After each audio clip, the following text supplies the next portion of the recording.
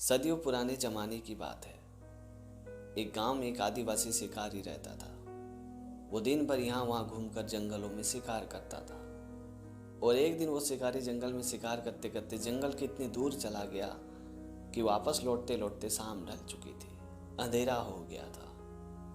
अंधेरा होने की वजह से वो आदिवासी शिकारी मनी मन सोचने लगा कि इस जंगल में तो बड़े बड़े खूंखार जानवर हैं। अगर मैं इसी तरह अंधेरे में भटकता रहूं तो पता नहीं किसी जानवर का मैं शिकार बन जाऊंगा। वो जानवर मुझे पूरी तरह से नोच नोच के खा जाएंगे। और इसी वजह से वो आदिवासी शिकारी एक पेड़ में चढ़कर बैठ गया और वो उसी पेड़ में रात गुजारने का फैसला किया। और करीबन सुबह के 3-4 बजा तो उस आदिवासी शिकारी ने देखा कि उसके पेड़ के नीचे बहुत सारे हिरन मंडरा रही थी, घास चर रही थी। उन हिरनों को देख के आदिवासी शिकारी मनी मन सोचने लगा कि अगर मैं पेड़ में बैठे बैठे इन हिरणों को निशाना साध लूं और किसी हिरन को अगर मेरी तीर लग जाएगी तो कल के लिए मेरे खाने पीने की सारी व्यवस्था हो जाएगी। और वैसे भी आज मुझे कुछ हाथ नहीं लगा है। और ये सोच के वो आदिवासी शिकारी वहीं पेड़ से बैठे बैठे उन हिरणों पे निशाना साधने लगा, तीर मारने लगा। जब वो शिकारी पेड़ से बैठा बैठा उन हिरणों पे तीर चला रहा था तो वो तीर पेड़ के पत्तों को छूते हुए हिरणों की ओर जा रही थी। वो शिकारी जिस पेड़ में बैठा था वो पेड़ बेल का था। सर्दी के मौसम होने के कारण उस बेल के पत्तों में बहुत सारे शीत पड़ गए थे और वो शीत अब पानी का रूप ले लिया था।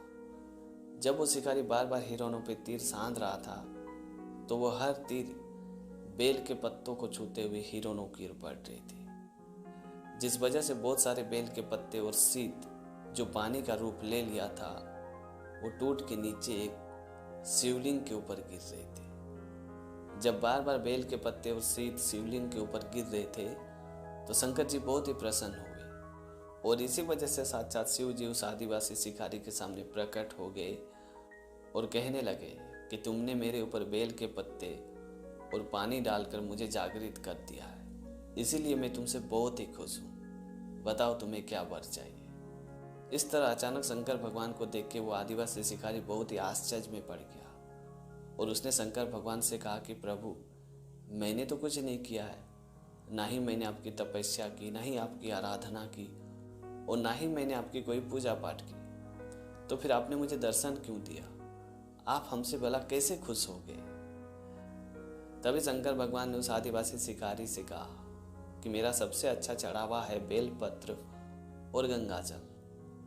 जो कोई भी भक्त मेरे ऊपर गंगा जल और बेलपत्र चढ़ाएगा उससे मैं बहुत ही खुश हो जाता हूँ, उससे मैं बहुत ही प्रसन्न हो जाता हूँ। और तुमने ये काम किया, भले ही ये काम तुमने अनजाने में किया पर किया तो सही।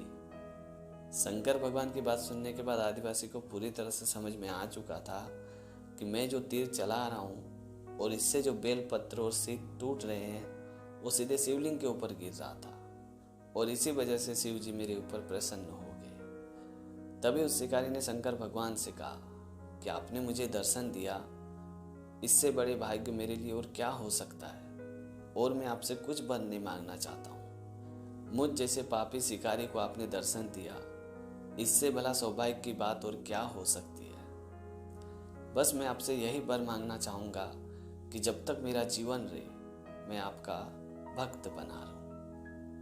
तभी शंकर भगवान ने उसे ये आशीर्वाद दिया और वो विलुप्त हो गए। उसके बाद अगली सुबह वो शिकारी अपने गांव पे वापस लौट आया और सभी को ये संदेश देने लगा, उपदेश देने लगा कि शंकर भगवान के ऊपर बेलपत्र और गंगा जल अगर चढ़ाओगे तो शंकर भगवान बहुत ही खुश होते हैं। फिर उस शिकारी ने शिकार करना छोड़ दिया और शंकर भगवान का बहुत ही बड़ा भक्त हो गया।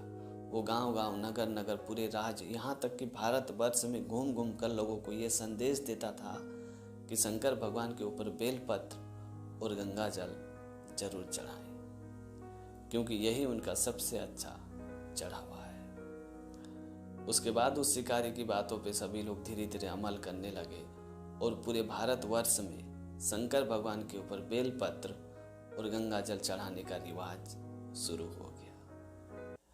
तो दोस्तों, आज की कहानी आपको कैसी लगी कमेंट करके ज़रूर बताना। और अगर आपने हमारे चैनल को अभी तक सब्सक्राइब नहीं किया तो प्लीज़ यार चैनल को सब्सक्राइब कर देना, क्योंकि इस तरह का कंटेंट मैं हमेशा अपने चैनल पे लाते रहता हूँ। तो आज के लिए इतना ही, मिलते अगली वीडियो में एक नई टॉपिक के साथ, एक नई कहानी के साथ। तब तक के लिए जय हिंद, वंदे मातरम।